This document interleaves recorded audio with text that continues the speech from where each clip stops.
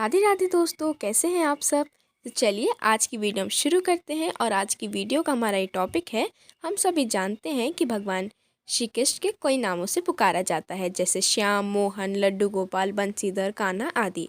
इनमें लड्डू गोपाल काफ़ी प्रसिद्ध है, लेकिन क्या आप जानते हैं कि भगवान कृष्ण का नाम लड्डू गोपाल कैसे और क्यों पड़ा।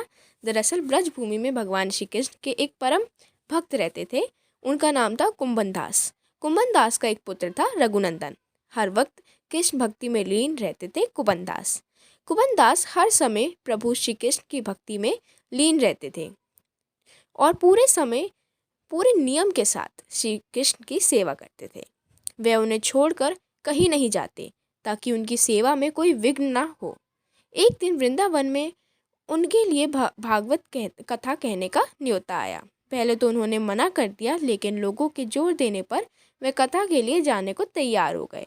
उन्होंने सोचा कि भगवान की सेवा की तैयारी करके वे रोज़ाना कथा करके वापस लौट आएंगे, जिससे भगवान का सेवा नियम भी नहीं छूटेगा। उन्होंने अपने पुत्र को समझा दिया कि वे भोग तैयार कर चुके हैं, तुम्हें बस समय पर ठाकुर जी को भोग देना है। कुंभन दास ने अपने पुत्र रघुनंदन को समझाया और वहां से प्रस्थान दिए। जब बालक का स्वरूप धारण कर भोजन करने आए श्री कृष्ण, रघुनंदन ने भोजन की थाली ठाकुर जी के सामने रखी और सरल मन से आग्रह किया कि ठाकुर जी आओ और भोग लगाओ।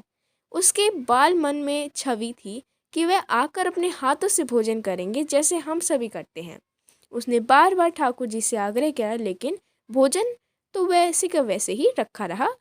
अब रघुनंदन उदास हो गया और रोते हुए पुकारा, हे ठाकुर जी आओ और भोग लगाओ। जिससे बाद ठाकुर जी एक बालक का रूप धारण किया और भोजन करने बैठ गए।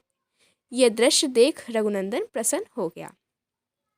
बेटे पर शक करने लगे थे कुंभन दास जी।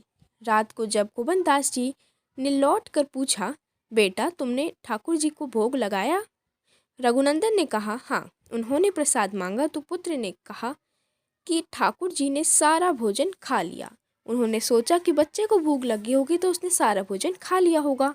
अब तो ये रोज का नियम हो गया कि कुंभन दास जी भोजन के थाली लगाकर जाते और रघुनंदन ठाकुर जी को भोग लगाते, और जब वे वापस लौट कर आते और प्रसाद मांगते तो एक जवाब ही मिलता कि ठाकुर जी ने सारा भोजन खा लिया। कुंभन दास जी को अब लगने लगा कि उनका पुत्र झूठ बोलने लगा है। भगवान को बाल स्वरूप में देखकर चरणों में आ गिरे थे रघुनंदन के पिता। कुंभन दास ने एक दिन लड्डू बनाकर थाली में सजा दिए और छिप कर देखने लगा कि बच्चा क्या करता है। रघुनंदन ने रोज की तरह ही ठाकुर जी को पुकारा तो ठाकुर जी बालक के रूप में प्रकट होकर आए और लड्डू खाने लगे। यह देखकर कुंभन दास जी दौड़ते हुए प्रभु के चरणों में गिरते हुए विनती करने लगे। उस समय ठाकुर जी के एक हाथ में लड्डू और दूसरे हाथ वाला लड्डू मुख में जाने को ही था कि वह जड़ हो गए। उसके बाद से ही इसी रूप में पूजा की जाती है और वे लड्डू गोपाल कहलाने लगे। तो ये थी एक प्यारी सी छोटी सी कथा, जिससे हमें पता चला कि क्यों लड्डू गोपाल का स्वरूप ऐसा है, उनका नाम कैसे पड़ा, और सारी उनकी कहानी के बारे में हमें सुना। तो मैं आशा करती हूँ कि आप सभी को पसंद आई होगी कहानी। कमेंट सेक्शन में ज़रूर बताएं कैसी लगी। राधे राधे ज़रूर लिखिएगा कमेंट सेक्शन में, और मेरे चैनल को सब्सक्राइब भी करिएगा, वीडियो को लाइक भी करिएगा और शेयर भी करिएगा। राधे राधे।